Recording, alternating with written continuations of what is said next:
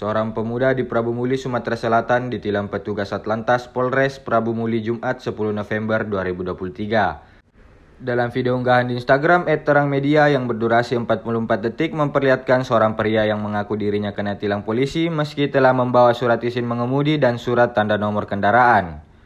Menurut si polisi, saat dihentikan kenapa tidak memiliki STNK dan baru ada setelah temannya datang. Pemuda tersebut menambahkan bahwa dokumen-dokumen tersebut berada di temannya. Sempat saling beradu pendapat, namun pemuda yang belum diketahui identitasnya tetap ditilang polisi.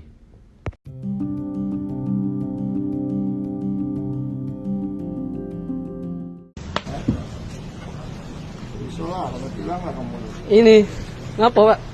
Hah? Ada STNK, ada SIM Pak. Ini lengkap gak lo? Kamu tadi stop atau enggak? Stop apa? Ada stop nih? Iya, ada STNK. Ada ini. Iya, sekarang STNK ini kan baru ngambil kan? Lo di depan di kawan aku Pak. Sekarang kawan di sini. Ini lengkap Pak. Coba baca baik.